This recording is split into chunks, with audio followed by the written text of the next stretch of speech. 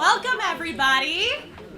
So, hello and welcome. My name is Audrey Grant, and I am the moderator for tonight's candidate forum.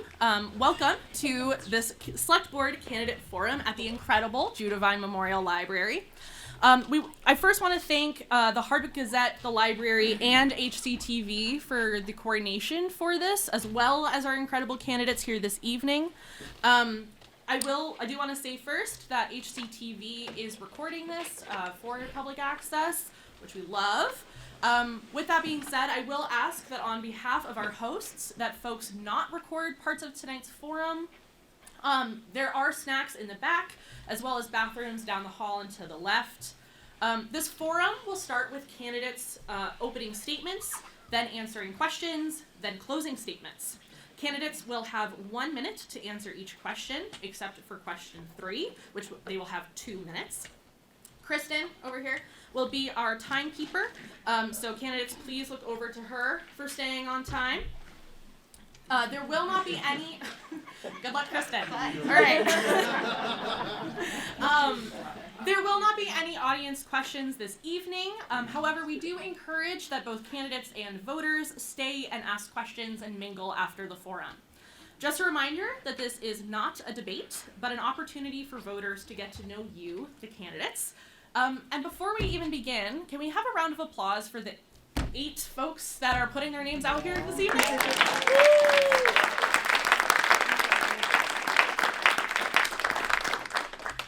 All right. Are there any questions before we start? Great. All right. Hearing none, we're going to first start with 1-minute candidate introductions, and I will start at the end with Andy. Hi, my name is Andrew Gilbert. I've lived here in Hardwick since 2021, and prior to that we were in Cabot for about 15 years.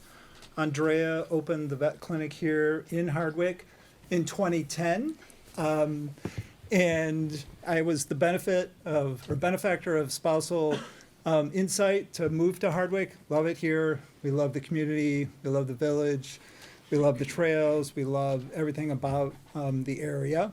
And the reason I chose to run, I just felt like there was a lot of transition going on. Some people have served for a long time, which we should be very grateful for.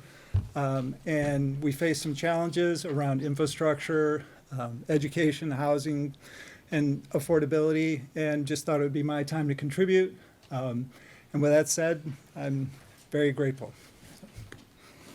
Great. Good job. Oh, I'm up already. Hi, Miranda Davison Brown. I'm running because I love this community. I've lived here since I was 8 years old. Raised 3 kids here.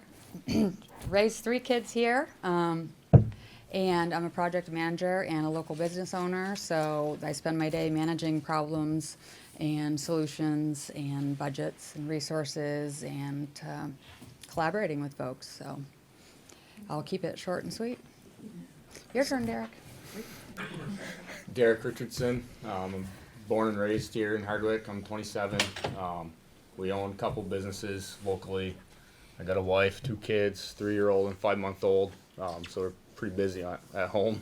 But yeah, I'm running simply because I think the younger generation needs to get involved. As you can see in the crowd, there's really no young people here. Sorry, Jim.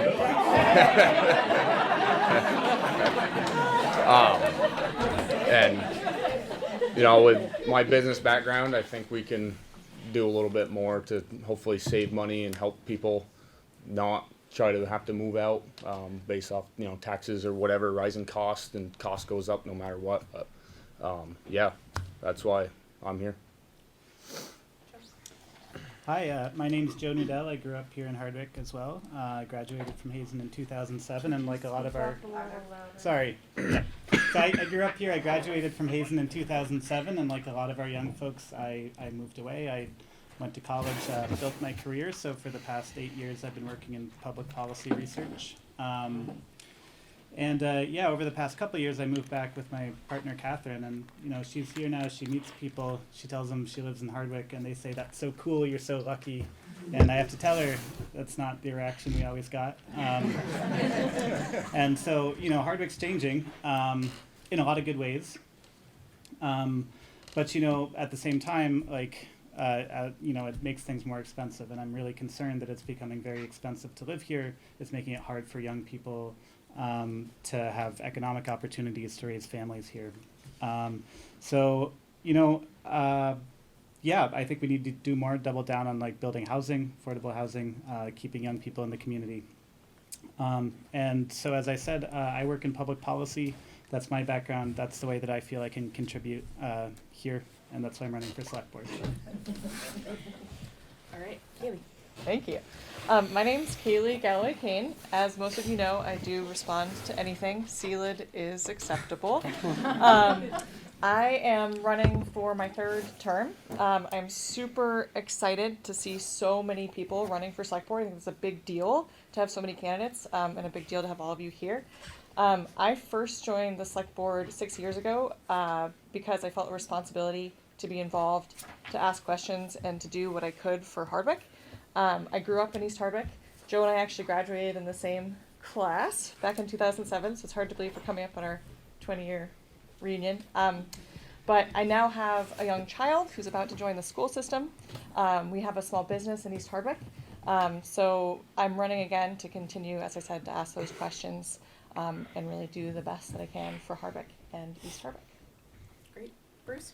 I'm Bruce Laro. I moved here in July of last year. I'm kind of getting to know the community a little bit, and personally I would like to, the reason I ran is I felt I needed to get involved somewhere. I've seen some of the things as our state, some of the things our state is failing with, and I feel like getting involved in the local community is one way to start. And I feel like, I'm sorry, tripped up there. I feel like getting involved in your local community is important, and I would like to start getting more younger people involved in politics, whether that's, whatever form that might be. And yeah. Sorry. No worries. Tyler? My name is Tyler LeBeau. I've been a Hardwick resident for about 10 years or so now. First and foremost, I am a father and a husband.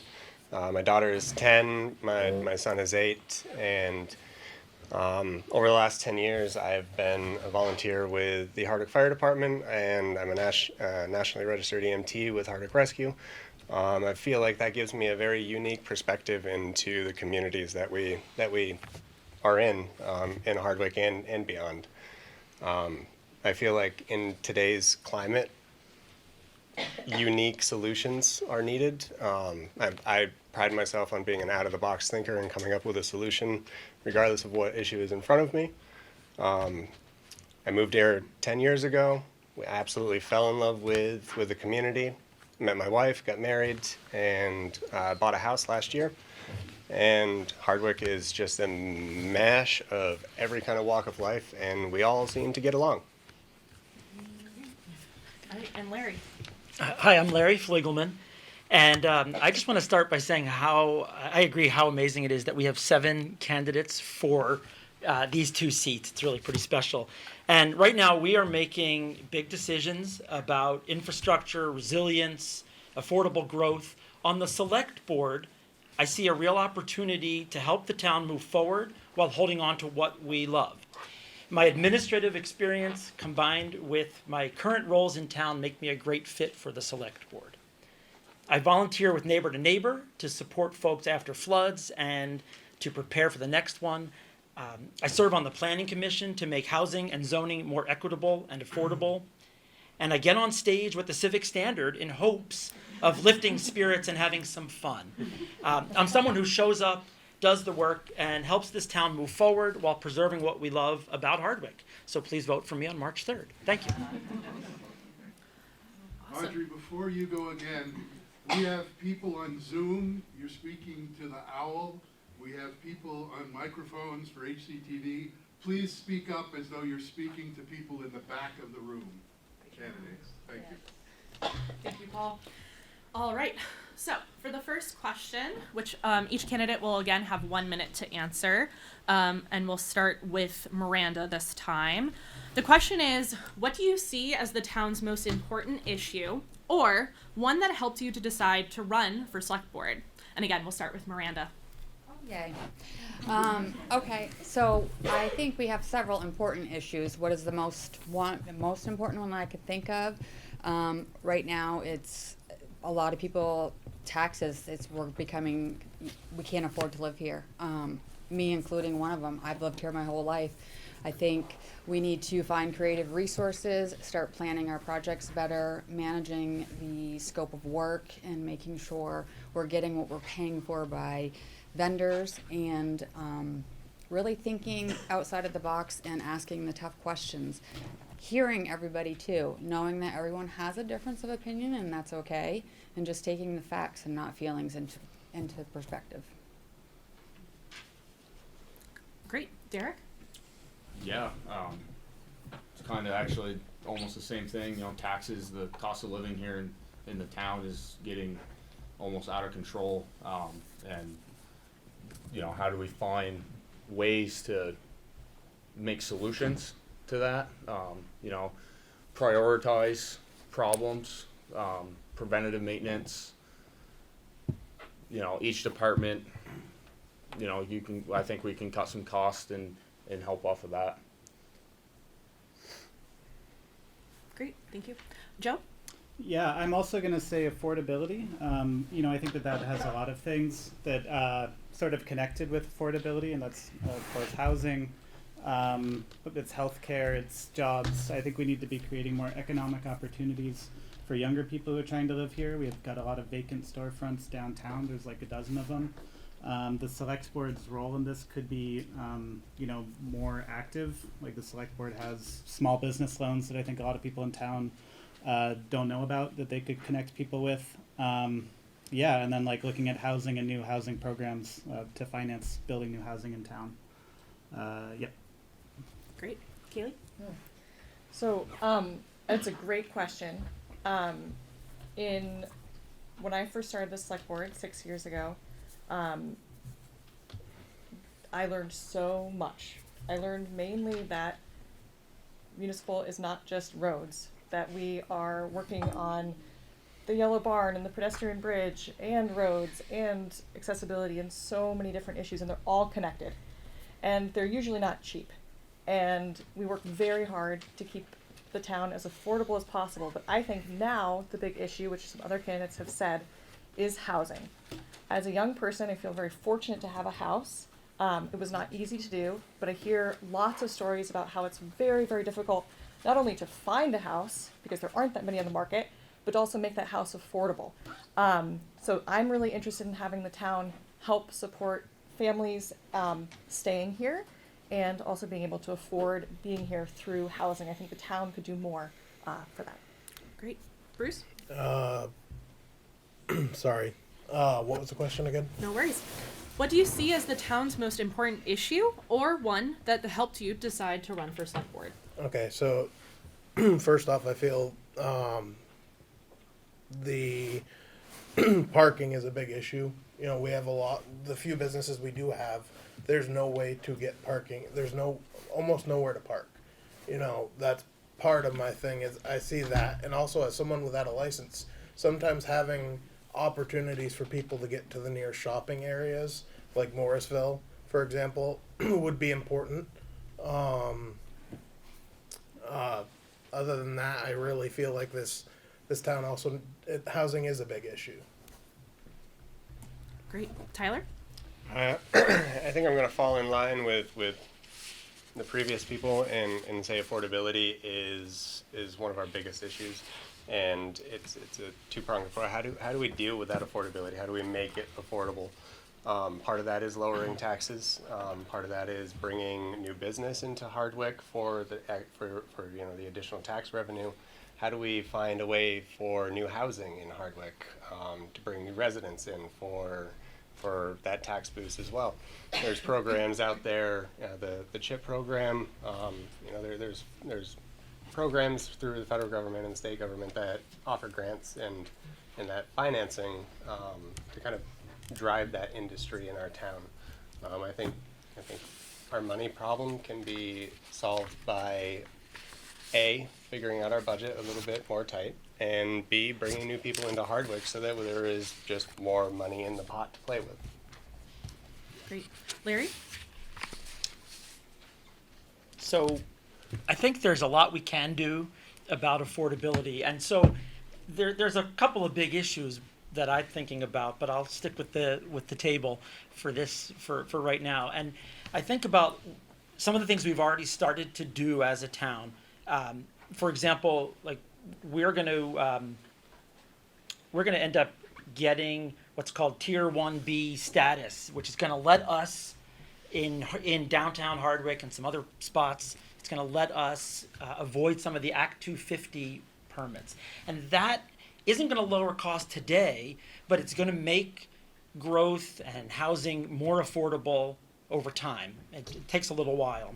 On the Planning Commission, we put out new bylaws and propose new bylaws that do the same thing, that give us a chance to make it easier for people to build in-law apartments, for example, things like that. So that's one of the big issues we're facing right now. Thank you. And then back over to Andy. Thanks. A lot of agreement. I think one of the things, I started with a little bit of a side issue, which got me more interested in everything and starting to come to the select board more and be more involved. I do think we have some inherited infrastructure problems, which are just a reality that we have to face. And I also agree that, and I guess what I'm motivated by is how do we grow right? I think we need more people. I mean, it really just kind of comes down to that. And to have more people, you want to have affordable housing. You don't want to become like, we don't want to be Manchester, but we also don't, we have to have more people to help with the tax base, to afford some of the issues we have, to have more kids in school. Even though I'm older, I'm into younger people. That's it. Awesome. Thank you, guys. Again, this question, folks will have 1 minute to answer. And we will start with Derek. What do you see as Hardwick's greatest unmet need? And again, Greatest unmet need. I think downtown parking, especially on this side of the town. There's, like Bruce was saying, there's no parking in the village. With that bridge coming back in, the swinging bridge, I think that will help us a lot, especially at nighttime to go over to the shops. But yeah, I think the parking is one of our biggest problems in the downtown. On the outside of downtown, the ditching of our roads, forming an actual grade on them, which will result in helping, water flow. We won't have washed out roads anymore, so on and so forth. But yeah, parking and the ditching on the outskirts. Thank you. Joe? For the last question, we talked about affordable housing a lot, and I don't want to harp on that more here, even though that's, I think, maybe a good answer to this question. But I also want to bring up healthcare, and specifically, we don't have a pharmacy. We lost a pharmacy in town. I think that's a pretty big unmet need right now. I know that there was funding recently at the federal level that's coming into the Northeast Kingdom, which is exciting, and hopefully we can get one of those back soon. Awesome. Kaylee? That's another great question. I think it's something that we're working on, but I think one of our biggest unmet needs right now is being able to quickly turn our flood resiliency plan into an actuality. So the town has worked really hard, especially Chris and Leahy, to come up with river tiering and working on the Cooper Brook to Lamoille River access point. There's so many different people in the community have been working on how we can make another flood event like what happened in 23 and 24 less destructive. I think if we were able to do that work faster, then we would be more prepared for any other weather event. Great. Bruce? As I brought up before, parking, definitely some of the empty businesses throughout the downtown area. We need to be able to focus on that a little bit. Personally, my belief. Yeah. I don't know. Sorry. All good. Tyler? I think it comes down to business and the industry that we have. We have a couple of businesses like Sugarman of Vermont, a couple, we've got the Yellow Barn and Cabot. I think we really need to explore how we bring more business in. More business is more foot traffic. Recently, the select board had the discussion and decided on the use tax. How do we make that work in our favor if we're going to be using that? And how we make that work in our favor is having more people in our town. More people in our town is going to make that really worth it, and then bring that revenue stream back up to where it should be. Thank you. Larry? Yeah, so I think, we've heard some really important things here, and I'm going to take a slightly different tack. I think our biggest unmet need right now is our resilience. I think our town, let me say it differently, I think that the safety nets we've relied on are vanishing, locally, nationally especially, statewide and nationally. And I think we've done a lot of work over the last 3 years since the floods to build up Hardwick's resiliency. We've written a local emergency management plan addendum that really details out some of what we can do on a number of different fronts, from the supply center to to communications and all these different things that need to happen. We've also written a bunch of zoning changes, or created a bunch of zoning changes that should help us be more resilient around the rivers, river corridor plans and stuff.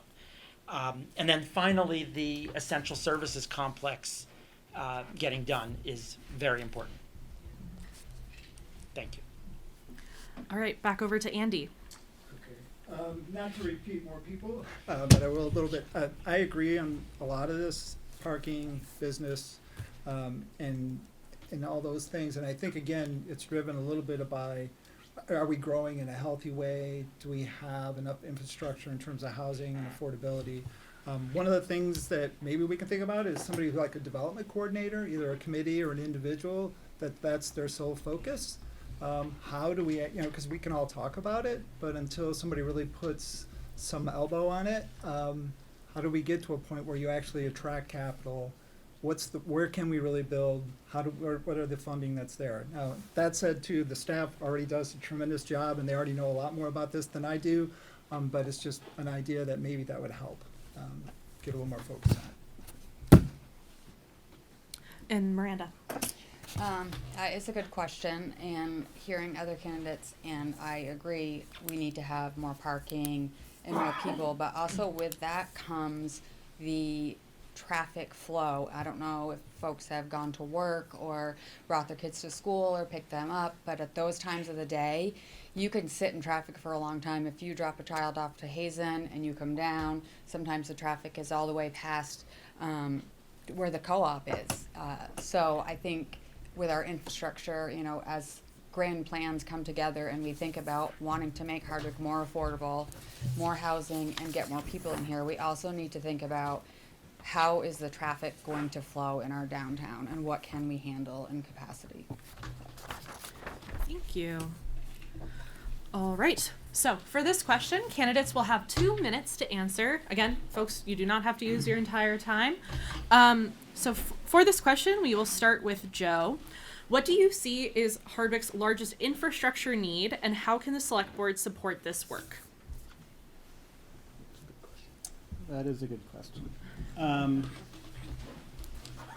We're still building back from the floods, and I think that there's 2 big things on the table right now that the town is working on. So the wastewater treatment plant, moving that, and then also the emergency services complex. And so those are 2 things that are ongoing. Where I know there's OP's applying for funding for that right now. Those are huge infrastructure projects, millions of dollars, and they kind of have to be done. Like, we need the essential services complex. We can't have the emergency services flooded during a flood. They have to be available. those are big things, big ticket items. Yeah, and I hope we can get funding to do them. Thank you. Keely. Yeah, I mean, certainly for me, top of mind is the essential services complex. Our current town garage, if those of you have seen the report that's gone out, is in sore need of repair. I think that the essential services complex is really a brilliant idea to not have a project like that on its own, but to really partner with the fire department and EMTs. And all three of those buildings need to be upgraded and need to better suit the people who are doing hard work every day. So I think that project is very, very exciting. It's also a huge project for the town to take on. And we're just starting. I think town meeting is going to be a great point for a lot of you to ask questions about that and see more information about that project. But that, if we think about infrastructure in town, that project houses most of the people who are responsible for the infrastructure in town. So our road crew really, they really need that building. We have the EMTs, the fire department, as Joe said, the fire department has to move everything if there's a flood watch. It's a big project. And I think that project is linked with a lot of other different infrastructure needs that the town has. That's my answer. Yeah. Sorry. No. Honestly, I feel like a lot of what we need to focus on again is maybe crowning the roads, even something as simple as that, infrastructure wise anyway. Something as simple as crowning the roads can make a big difference in slowing down some of the washing out of the roads. Sorry, I don't know. Lost my train of thought there. Okay. Tyler? I'm going to reiterate the complex for fire rescue in the town garage. A big part of that is also, yes, the flooding is definitely an issue for fire. But in 2026, we're on both rescue and the fire side. We're seeing more calls than we ever have in record numbers by a lot. And the facilities that we have right now are extremely limited. They're outdated, and some of the portions of them are unsafe, like the town garage and the firehouse. In order for us to maintain that level of response that everybody has come to love from what the folks do, we really need a building to grow into. And it's not just we're replacing a building, we're putting a building up that puts us into the future. As the needs change, as the population grows, how Hardwick changes, it's very important that we're still able to have that ability to respond in the best way that we can.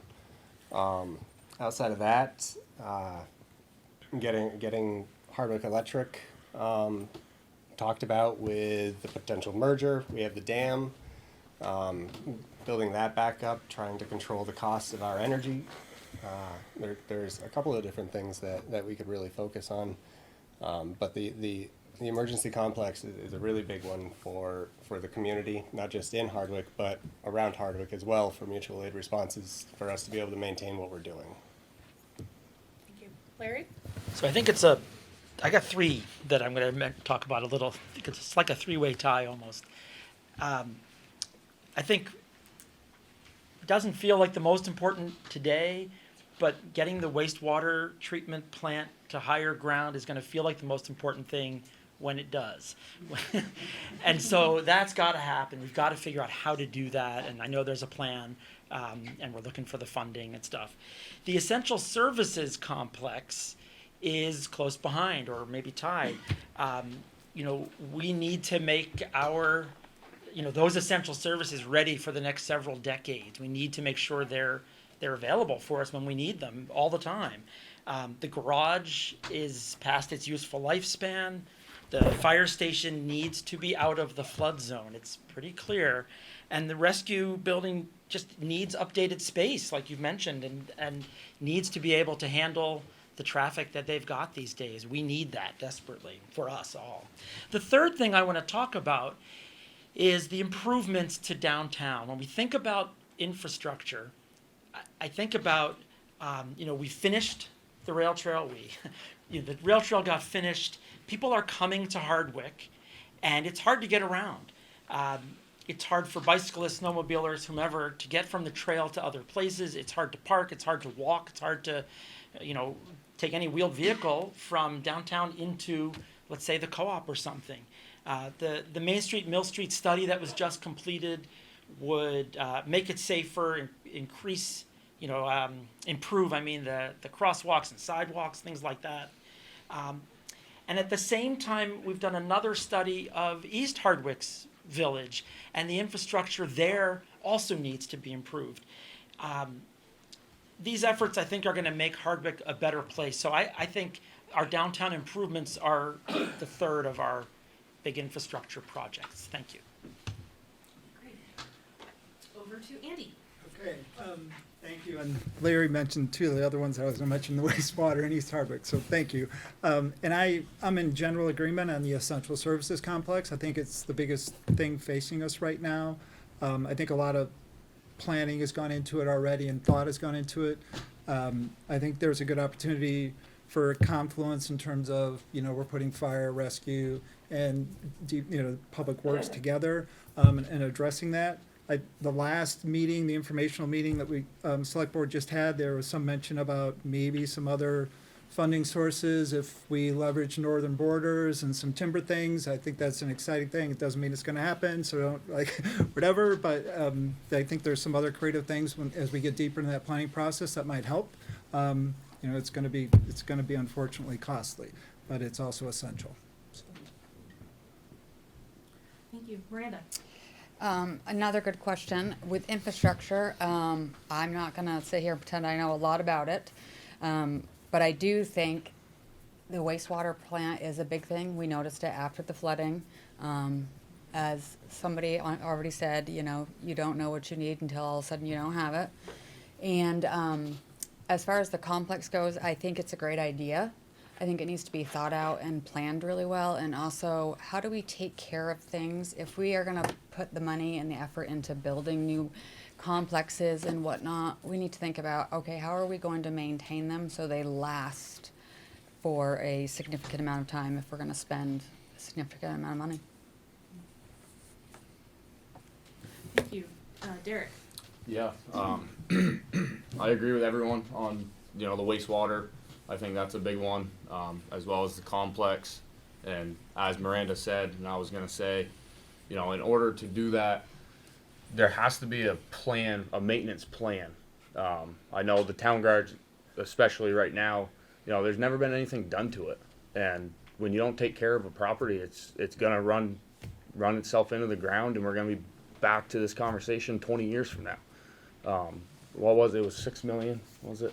That, they're talking about. That's a lot of money, so there's got to be a plan in order to sustain that forever. I think the sidewalks in the village as well, I think that's a really big one. There's holes, there's big cracks. I think it's the town's one bad person away from getting sued from a broken leg or something like that. I think that one should be addressed before anything else. Thank you. All right. You guys are speeding through these questions. And so, I'm curious if we want to... Okay. I might add some questions if we really need to. So, just be flexible with me, guys. Thank you. All right. We will start with Kaylee. Based on what you know about the town of Hardwick, do you think that our town staff is below capacity, at capacity, or above capacity? Essentially, does the amount of town employees we have match the needs of our community? And we will start with Kaylee. Sorry, I'm only laughing because Kristen Leahy and I just exchanged a look. I will start by saying that we are so incredibly lucky as a town to have the staff that we have. From everyone on the road crew to the town manager, I think everyone that I've interacted with and worked with works hard, has Hardwick at the top of their best interest, is willing to go out at 2 a.m. for whatever call. It's volunteers, it's not just paid staff. I know the question's about paid staff, but we really are incredibly lucky. With that, I think that we put a lot on our town staff. The past 2 floods added an enormous amount of administrative work. It is not easy, as you can imagine, to work with FEMA on a lot of these projects. And it doesn't end with the flood, it continues for years and years and years and years and years.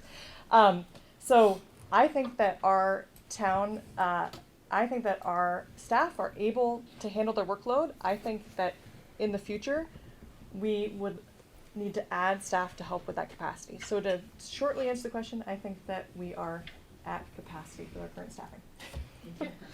All right, Bruce. Sorry. I don't know. Sorry. No worries. All right, we will move to Tyler. I think in a perfect world, if everything that we're saying up here comes to life, and in the coming years, we're going to have more people, more business, and we're going to need more town employees. Right now, I know they're all stretched pretty thin. As much as I would like to say that we're right where we need to be, I also see the work of all the people that work for us in town and provide the services that we do, and they're all overworked. I think the town guys are working really hard at what they do, especially in winter operations. They're all running a little bit tired right now. It's been a hard winter, in case nobody's realized yet. So I think that's kind of, there's not really an answer for that right now, because I think it depends on what you want out of the town employees, if you want more or less, and what that future growth looks like. In a perfect world, we hire a lot more town employees because we have so many people in Hardwick and we don't know what to do with them. Thank you, Larry. So I think we're probably right about at capacity with our town staff. I think we are an incredibly lucky town of what are we, 2,900 people. To have this town staff is really phenomenal. Our roads are fine. Our town manager is everywhere all the time. You go into the town clerk's office, you ask, they're nice. Like, they help. I mean, she's there. And so the trick is the needs are going to continue to change all the time. There's always going to be more. And what we have to ask is, while we come up with more, because that'll be easy, what can we take off of the town? What can we make easier with Project X so that the town staff doesn't get pushed too far? We can't let them, get pushed beyond capacity so that they leave. We need them. So thank you. Thank you. All right, over to Andy. I would agree. So again, part of the fun of doing this is you go and talk to people and ask them questions, and you learn a lot, and you learn that our town staff is awesome. And I should have known that before, but now I really know it. I do think they're probably at the edge. They're certainly at capacity, if not overworked. And I think there's been a couple good examples of, I'm sitting next to a project manager, of how project management could help us. And there's been talk about adding that as a resource, somebody who works for the town, or just adding that as, I think we put it in this latest budget, just as using outside services to help. And there's been a couple examples of projects where there's been some issues because there wasn't enough oversight, so trying to help them. I think that's indicative that, yeah, we're understaffed a little bit, but are there different ways to mitigate that? Good answer. I think they're probably over capacity, and they're doing a great job managing what they have, what they can do. I know there's a lot of them. I worry about, what are we going to do when a few of them retire? They have been here since I can remember walking to elementary and seeing Tommy Fadden plowing the road. So, and I'm, only 25, but he's going to retire eventually, and Mike Gravel, and it's not funny, I really am. So, we need to start thinking about that, and maybe can we get some younger folks that might be interested in staying local and doing those, doing local tech jobs, that kind of thing, because those are important, and they're important resources to have. Reliable people that are going to show up. I know that a lot of them get phone calls at all hours of the night by random people and answer it. So I think our staff does amazing with the resources they have. Derek? Yeah, I can't speak on every department. I think the, OP staff, it seems on the outside, I guess, that it seems like he's at that capacity and they do well. I know Tanya needs more help, with Alberta leaving. Our town crew, as of piggyback again off of Miranda with, they're getting older. They're Tommy's looking to retire soon. Mike, Pearlie, all these guys. I think they're good now, but they're not going to be when all these guys start to get done. Our police station, they need help bad. They're very, very understaffed, and that goes back onto the budgets and all. They can't afford to pay these people. They train them and they go to Morrisville and get paid 30, 40 grand more a year. So I think some are good, some aren't. And I think the police department's the biggest one that needs attention. Joe. Yeah, I think everyone said things that I pretty much agree with here. I think everyone that I know who works for the town does, it seems like they work 3 different jobs for the town.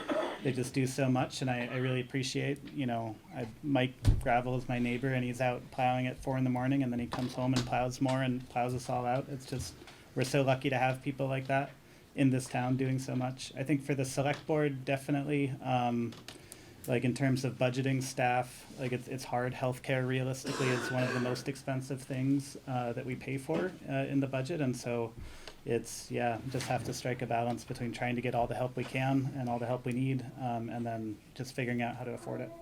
Thank you. All right. For the next question, I'm going to let folks have up to 2 minutes. We're actually going to start with Larry this time, over on my right.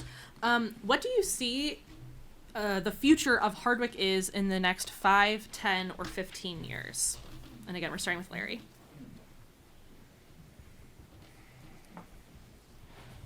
Say it again. The future of Sorry. Hardwick in Yeah. the next 5. What do you see the future of Hardwick in the next 5, 10, or 15 years?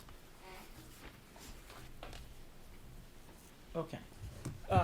So I think the future of Hardwick is kind of careful growth and a lot of evenings in this room or in the Grange Hall or in the Legion coming together and hanging out as a community. I think if we continue to get together, we continue to spend time as a community in each other's presence, and we continue to do the work and show up and take care of ourselves as a town, that we're going to be okay in 5 or 10 years. There's going to be big problems. I don't know what they are. That would be great if I could figure that out now. But we will have them, I'm sure. And as long as we keep doing this, we keep showing up and we keep getting together, it's going to be okay. We're going to manage it. We're going to figure it out. We're gonna do the work as a community, and Hardwick is gonna keep going. Thank you. All right, and over to Andy. This is a great one. So 80 more houses. Just throwing it out there. Let's have a goal. I think the state asked us for that many, and if we focus on it, let's do it. And they have to be affordable. We don't want to become we don't want to gentrify per se. We want to be Hardwick because Hardwick's awesome. More businesses, improved infrastructure. We've addressed some of the infrastructure issues that we have. And again, the continuous community involvement, both the volunteer and the staff and the people that work for the town, to make it a better place. My father grew up in a really small town in southern Michigan that died. And I just, every time I go there, it breaks my heart because I know he loved the place. And this is something that plagues a lot of rural communities, and I know we can beat that and be an awesome place. So that's. Thank you. Miranda. I think, if I had a crystal ball, I would love to see more people move into town. I'd love to see our attendance rates get higher at the schools instead of diminishing. And I'd like to see us get that under control as far as the cost of that. Some infrastructure changes. We've all sat here tonight and talked about basically revitalizing the downtown, which is important because that, again, as I said before, as we add people to that, we need to have a solution. And if we don't want to make it worse than what it already is. So I'd love to see the taxes go down, but again, there's a lot of variables, and it's not just local. It's state thing, federal thing, it's everything. So. Thank you, Derek. Yeah, I see infrastructure.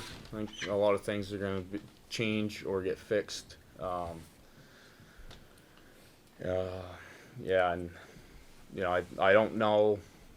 I'm not quite sure if we'll see more people if cost doesn't change. Affordable housing. I think there's not a lot of young people coming in because it's so expensive, and there's no housing, there's no apartments, there's nothing. So, yeah, I think the big one just infrastructure. Thank you, Joe.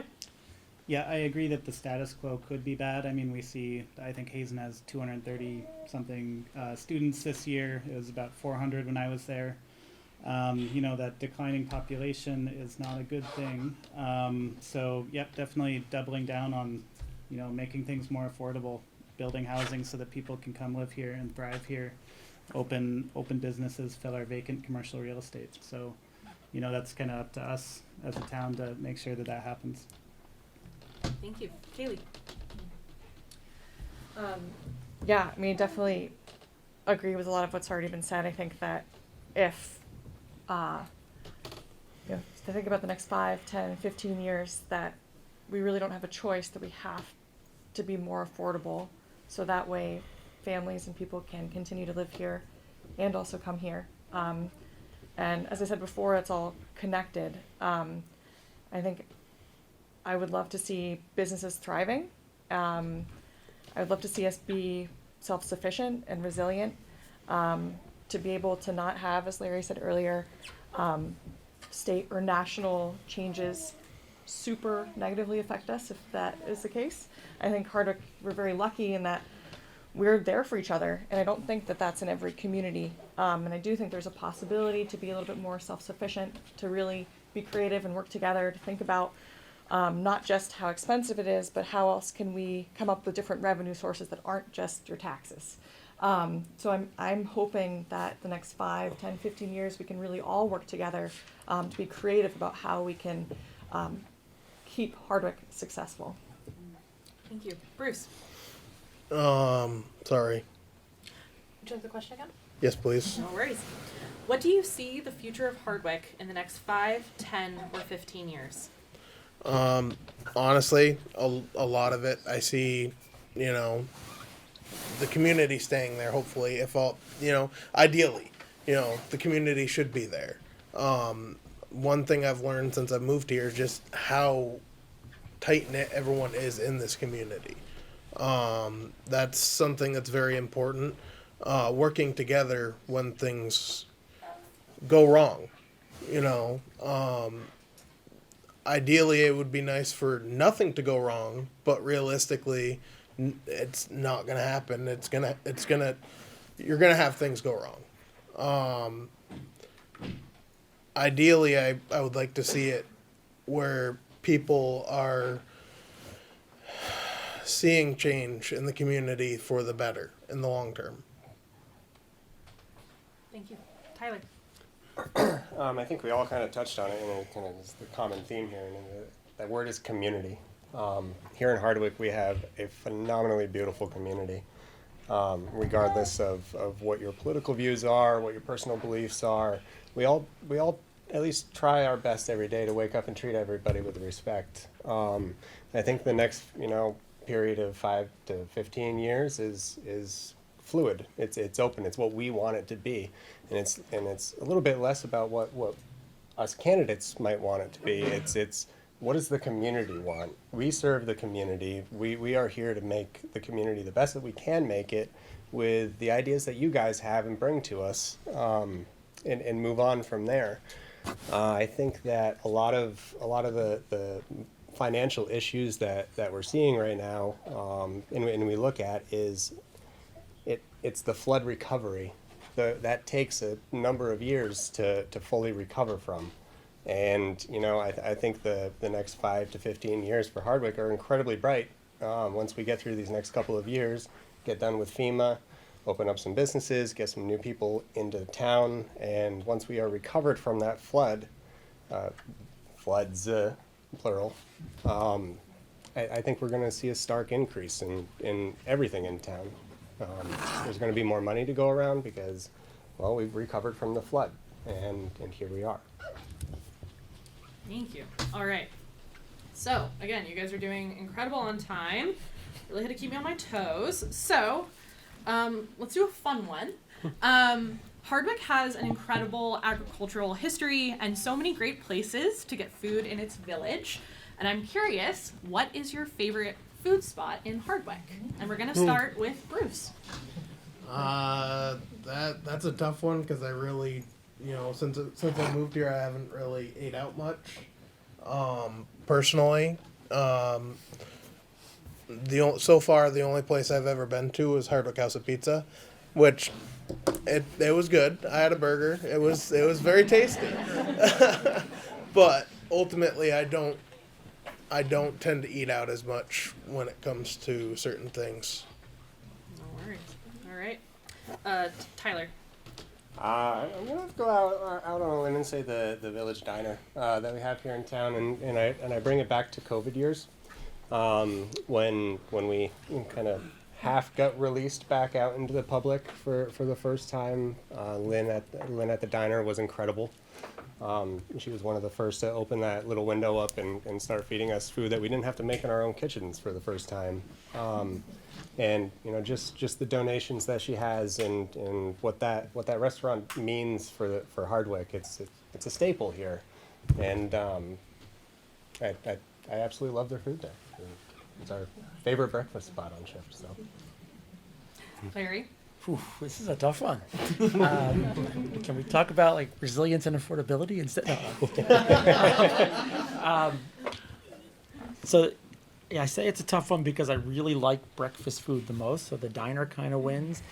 But going to the farmers market and picking dinner there and eating at the picnic table while Piper is singing or something like that, that's pretty sweet. So maybe that's my leading contender at the moment, and especially when the Nepali food is there, and with the extra hot sauce and stuff. So that's pretty good. Yeah. Thank you. All right, Andy. Nice job, Larry. The farmer's market. We can share. Farmer's market. So, Also the farmer's market? Yeah. Great, okay. Miranda. Well, I don't want to tell you what my favorite is because then everyone's going to go and then I'm not going to. So, but I do like the House Pizza. I like to support them too because they do a lot for our community, especially our sports teams. Every time they make it to the Barry Odd, or if the soccer teams are making it to semifinals, championship, whatever. Same with the baseball team. For a long time, I was on a kick where every Friday at 10:30, I'd call the diner and get a turkey club with fries. Sharon always knew it was Friday when I called. So, and then, I like the Cork and Fork too. I go there probably once. I try not to go once a week anymore, but allegedly I might still go once a week. Yeah, and Positive Pie. I coffee at the front forum, and then the pizza at the corner stores. tacos? You ever do this? Never. You haven't gone to tacos? Not taco place. No. This is awesome too. All right, Derek. I'd say probably House of Pizza. I like Tyler and Michelle a lot. They're good friends. It's quick. It's easy with 2 kids. You're there for 30 minutes. You're in and out. The kids can throw a little bit of a fit, and it doesn't matter. For like a date night with my wife and I, we like to go to the Cork. Mark and Rick got a good system going there, and their buffalo wings are good. So I like buffalo wings. So. And French fries? And French fries, yeah. I like it all, I guess. But yeah, those 2 for sure. Thank you. All right, Joe. Yeah, I mean, like, there's no wrong answer really here. I think a lot of people see me at front seat a lot of days there, so obviously I'm partial. Some of my favorite memories of growing up, my earliest memories are from House of Pizza, going there every Tuesday with my dad. Yeah, just really love it. But I think Miranda's actually right. My favorite is the corner store pizza and mozzarella sticks. Tell everyone. But we can't. It stays in this room, everybody. All right, and Kaylee. I could list all of the places I go to on a weekly basis, Miranda, but I think we have the same list. Yeah, I think we're so lucky to be able to get pizza and all kinds of different things and coffee. So for a different answer, I am excited to have a favorite meal for a future restaurant that has yet to exist in Hardwick. Okay, there are some vacant lots in downtown. Interesting. So Food. Okay. All right. And We have to throw it in for tacos. yeah, tacos I are know. great too. Yeah. Oh yeah, that's right. I forgot about the taco Yeah. But place. see what I mean? There's so many great food options. All right. And with that, we're going to start with the closing statements for our candidates. I'm going to allow each candidate to have 2 minutes for a closing statement, although, again, you don't have to use your entire time. And we will start with Tyler. Kaylee, not Kaylee, Audrey. Yes. Could we try, we hadn't expected to ask the audience, but we've got time before 8. Yeah. Are there any Could burning? we see some hands? And you can ask your question, and then Audrey will repeat it because we don't have the audience mic. We have one question. Go ahead, Audrey. Sorry. Yes, please. So FEMA has been mentioned a couple of times across the table, and it's no news to any of us that FEMA is restricted at the national level. And I'm concerned about FEMA funds being used, or anticipated FEMA funds to be used for a $6 million project or a $3,000 project. I want to know what your sense of that is, and I have a thought about how we should be approaching large projects, the magnitude of the one that's proposed in the essential services, which is absolutely necessary in this town. Should we not be sure of our funding before we expend that money? But anyway, my original question is, what are we thinking when we're saying FEMA funds, when FEMA is on the chopping block, and we never know from tonight to tomorrow to the next day what's happening? How far away is DC? 3,000 miles? No. 8.5 hours. 13 hours. 13 hours away. How do we know? How can we make plans with that acronym? Okay. All right. So I'm just going to repeat it back so that it's correct. So just to repeat it, the question from the audience is, how do we guarantee or rely on FEMA funds, especially around flood recovery and the future of our community, when federal funding is consistently at odds, especially as it comes down into our rural communities? And with that, we'll start with Andy. And that was a question from Andrea Breitenbach. Oh, thank you so By much. the way. And I've lived here for 45 plus years. All right. Thank you. 1 minute and we'll start with Andy. Certainly, you don't want to embark on a project without some degree of certainty of the funding source. And my impressions from everything that I've seen to date are that we don't. That said, it's no guarantee that it won't disappear at the last minute or something untoward won't happen. And we're going to have to deal with that as a mitigating issue. I don't feel, I don't want to, there's a lot of externalities that we can't control, but we have to leverage those that we can take advantage of. And it's a very, very important funding source for these types of projects. Yeah, if you get down to, you're certainly not going to embark on breaking ground if you think the funding's going to get pulled. You've got to have that commitment. But, and beyond that, I feel like I would be speaking a little bit beyond my experience level or expertise. So. Thank you. Miranda. I think that is a great question. there is a lot of uncertainty with funding, especially around federal funding. I think if we're going to plan something like a $6 million project, we also need to think about contingency funding if FEMA money got pulled or reduced or whatever, and really spend some time in the planning stage of that to really think about all the risks and what we can do to mitigate them. Thank you. Derek? Yeah, I agree with that. I think there's a lot of uncertainty with that, and we need to have other alternatives for funding if FEMA did get pulled.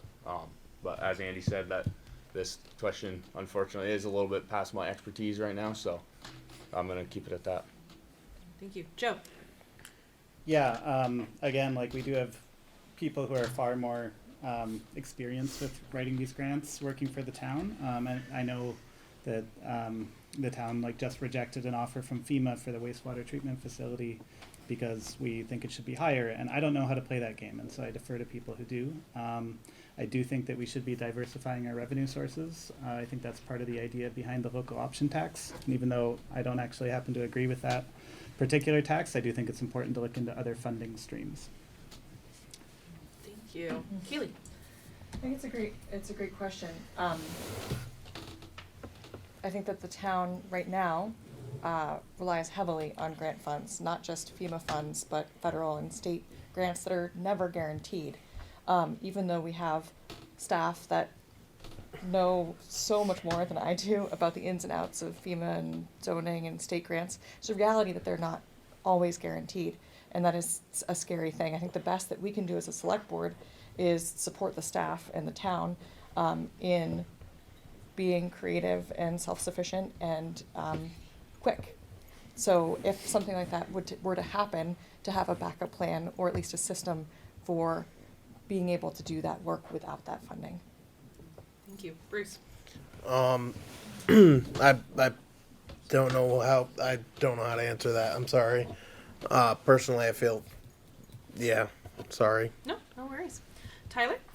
Sorry, I didn't catch your first name. Andrea, thank you so much for asking and actually engaging with us here on a whim. I think you bring up a very good point, and my mind went right to a kind of a quote or a saying, and yesterday's history, tomorrow's a mystery. I think we can learn a lot from history. We know that these federal programs are kind of wishy-washy at best most of the time, especially with the federal government, like you said, and state government. I think day to day is kind of it's that mystery. What are we going to open up to today? I think that we need to find ways to self-sustain ourselves in the event that this funding does dry up, and I don't have all the answers for that, but I would absolutely love to hear everybody's opinion on it and go from there. Thank you. Larry? So I think what we're gonna have to do over time is constantly consider what are our priorities, and when we have the money, when FEMA still exists and we get those grants, let's use them for the things that are most important. And I think we are right now, right? And I think as we rewrite our town plan, which is something we've started doing, in the planning commission, and eventually the select board and the whole town gets input, maybe we need to think about that. Like, how do we prioritize what's going to come and what we need to do with grant funds and without grant funds, and really make both lists so that we can kind of deal with either eventuality depending what happens. We can plan for the future and we'll get what we get. I think you're right about the mystery, but through some careful conversation and planning, we can get there. Thank you. Thank you. Thanks. Are there any other questions from the audience? Oh, wow. Oh my gosh.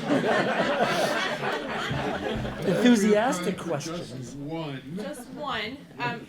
Sorry, there's a lot of enthusiasm back in the back. So, My first question was going to be to these folks, which they answered, they introduced themselves as why.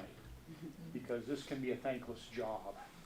And so my question to you is, as the gentleman on the end just explained that money may not be there for things, do you have the ability to say no? No, we can't do that. That's okay. So just to reiterate the question was, well, first of all, you said thank you for everyone for saying, why are you running? And in return, do you have the ability to say no? I think specifically to projects as they come down, as funding is a question, So yeah, are you able to balance things and possibly say no? And with this, we'll start with Miranda. 1 minute or 2? 1 minute, please. No is one of my favorite words. I love to say no. Especially when it comes to projects. I actually like to ask why first. What is your reason for doing it? And I am running because I'm a doer and I care about this community and I don't want to see it just phase off into the sunset as you said your dads did. So. Awesome. Derek. Yes, I can't say no. Yes or no? I can say both. It's all, why is the question of, I'm not just going to say yes or no without knowing anything. So, if I need to know why the question's being asked or the problem has arisen, whatever it is, and then we make a decision from there. But yeah, I can most definitely say no if I had to. Thank you. Joe. Yeah, I think it's a good question, and we're losing a very experienced no vote on the select board this year. Danny Hale says no to a lot of things, and I think that's a really good thing for the town. I think it's good to just keep things, level and in perspective. And yeah, I think for me, like when I look at some of the proposals and plans that we have, like this Mill Street scoping study, I think definitely I would want to prioritize parts of this and not others. Things like crosswalks, I think that's super important, but then the existing crosswalks we have, a lot of people don't stop with them, and so it's just it's adding more going to fix the problems there. So, I think it's really important to say no to certain things. Thank you. Kaylee. Yeah, great question. I think it's really the responsibility of select board members to ask questions. We're a representative government. So our job is to represent all of you and everyone else who's either watching or not here right now. And that definitely means no. Or if not no, then we can't answer until we have more information. I think that's really important. Bruce? I would say yes, I can say no. It's very important to have checks and balances in every level of government. People that are going to say no to certain things that they don't agree with. Personally, it keeps things in check a little bit, and it's important to have that. Thank you. Tyler. Well, I have a 10-year-old and an 8-year-old. If you don't think I can say no, ask them. I think they'll say I can say no. And I think it expands a little bit further than just saying no. I think it comes with asking the hard questions that are uncomfortable to ask, really getting people to think broadly about what is in front of them and the process that's going to be happening and the decisions that we're going to be making. So can I say no? Absolutely. Is no the answer? Not necessarily all the time. Sometimes it's a hard question. It's getting people to open up and have that open and honest communication as to why am I saying no? What's leading me to say no? And where are those answers and where are those beliefs? And Larry. So, absolutely. So I've said no a lot. I'm also a parent. And I used to be a school principal. And so I like to say no when it's appropriate, but I find that instead I've switched over to saying not yet a lot. And so not yet is still a no. You still can't do it, whatever it is, because of whatever the reason, but it leaves a little hope. And I like to think of some of the things that we're going to have to say no to in Hardwick as a not yet whenever possible, because they're probably pretty good ideas, and maybe we just can't afford them, or maybe FEMA's funding is gone, so maybe it's not yet to part B, but we're going to do part A of the big project or something like that. So yeah, no is great when we need it, and not yet is a little nicer. And my preference when possible. Thank you. Thank you. And then Andy? Okay. This is a great question. Somebody asked me this when we were talking about running for the select board. Do you know how to say no nicely? And I kind of got a chuckle out of that. I think I agree with a lot of what's been said already. Some of it is why, asking the right questions. The now thing that Larry brought up, maybe that's the right response. Ultimately, I do think, especially from a select board perspective, saying no's an act of listening. Probably more than anything else, and so yes. All right. Okay, and with that, we will now do closing statements. Each candidate will have 2 minutes maximum for a closing statement, and I'm going to start with Larry. I didn't write a closing statement, so I'm going to pretend I'm reading from one. Isn't here. So over the last 3 years, as my career kind of changed, I decided to get more involved in town. And I got a little push from a flood and said, this is one way in. And I started showing up and, kind of helped out with the emergency supply. I mucked out a basement, that kind of stuff. And decided, I like this. I like this showing up thing. I like this town, and I like doing what I can for it. And so, I joined the Planning Commission later that year. I got on stage again, which was something I hadn't done in a long time, but again, showed up for the town. And so I'm running for the select board because, I have the time, I have the energy, I have the interest, and I'll show up. I'll do the work. And hopefully, be here for, the 5 or 10 year future, 15-year future, and say to this, wow, we did a lot, and we've made our town even better, and that's why I'm running. So thank you very much, and I hope you all vote for me on March 3rd at the town. Thank you, Tyler. Thank you. My kids are young. I'm young, despite what they may say. Every day they call me old, but I am still young. I'm 36 years old. Hardwick has an incredibly bright future ahead of us. I think we got a lot of setbacks with some natural disasters and the floods, which is kind of driving our financial crisis right now, right? I want Hardwick to be sustainable, grow, and be better than ever by the time my kids are ready to, I don't want to think about this yet, but go out on their own. And I want them to look at Hardwick and the town that they grew up in and be able to go up the street and buy that house and stay here in town so I don't have to chase them halfway across the country. There's a lot of things that we do here in Hardwick, and most of them are really great. We're here for the community. We show up every day. I've dedicated my life to the community and the town, and it's my career to do what I do, and I get so much enjoyment out of that. Seeing everybody out in the community on a daily basis. I'm a young guy trying to raise a family. It's not easy in these times right now.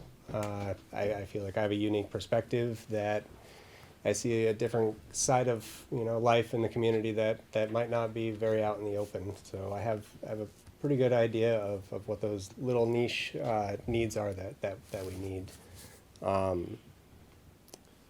Outside of that, it's Hardwick.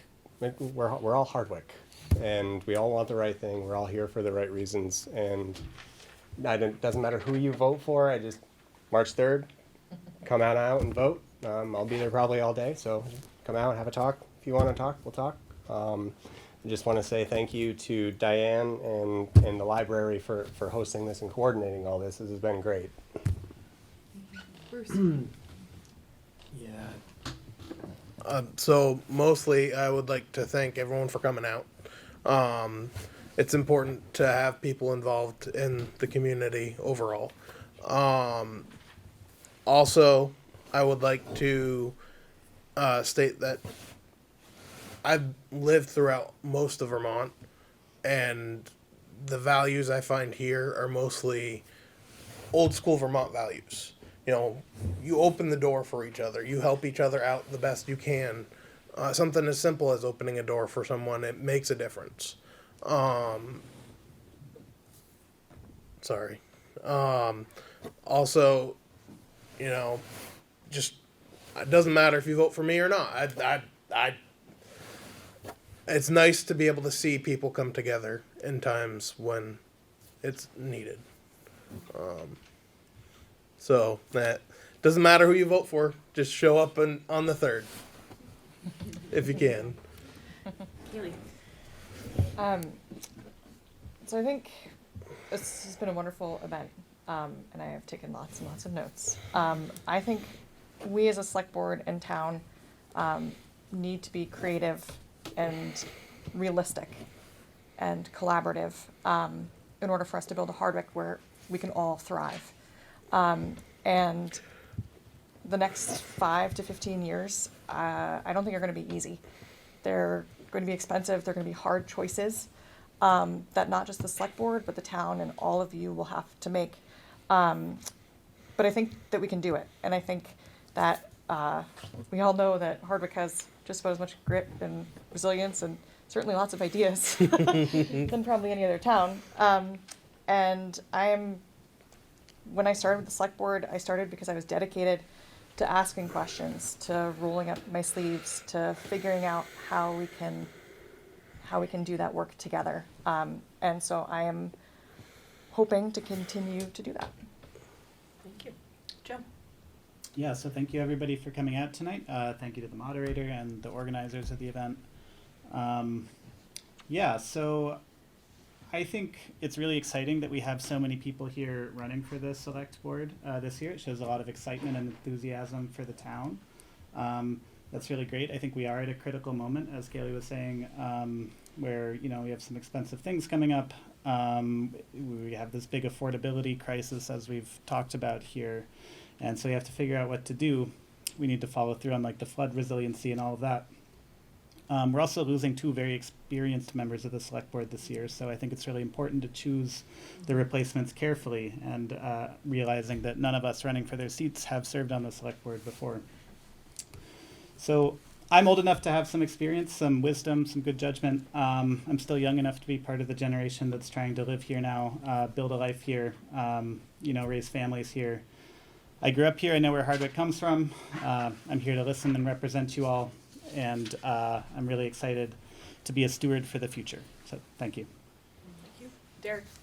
Yeah, I'd like to say thank you to the Gazette, Paul, for putting this on. Diane, Kristen, everybody here. I think this was great there's so many people and everyone on this panel for putting yourself out there to try to run and try to better Hardwick. I simply love this town, and I don't want to see it go somewhere where it's not affordable anymore. I think that's a big one that we talked about all night. I want to be able to raise my kids here. I don't want to be forced out. I want my kids to grow up here and continue, generational, the old school Vermont thing. I'm running for you guys. I'm running for your voice. I'm here to listen and try to help make it better and on one side or the other and figure out the happy medium. Thank you. Miranda. Thank you guys for coming out. I actually did prepare a speech for this. I would like you to vote for me because I am a doer. My background in project management and owning my own business has helped me. I manage budgets, I solve problems, solutions, deal with difficult people frequently, multiple funding sources. And I do really care about this town. It's a small town, but it's small but mighty. Every time I think of Hardwick, especially the wintertime, when the boys or girls head to the odd, you can go from here to Barry and you see signs the whole entire length. You don't get that in every other community. And I want to listen, make thoughtful decisions, and be transparent and open to conversation, no matter if they're difficult or not. So thank you. And Andy. Thank you as well to everybody. I've learned a lot already through this process, and this is awesome. Being up here with these folks, this is what's making it awesome. I love the community. I do think we have something special, and so we also face some challenges, and that was a lot of what motivated me at this time to decide to do this. What can I do? How can I contribute? I used to write software, which isn't really directly relevant because writing software is kind of easy. What's hard is when you have a bunch of people that think they all know how to solve the problem, but they're not on the same page. And you learn from that what a process should be and how that process should be built. And a lot of it has to do with planning, communication, listening, patience, and working through some of those questions before you commit. There's kind of a matrix. You can succeed together, you can fail alone, and there's mixed bags in between, but the bottom line is if you do the community part, if you do the thinking part, if you do the planning part, you usually don't fail. Even if you do, it's still kind of a win. So that's it. Thank you. All right, so, yes, let's give a round of applause for our candidates.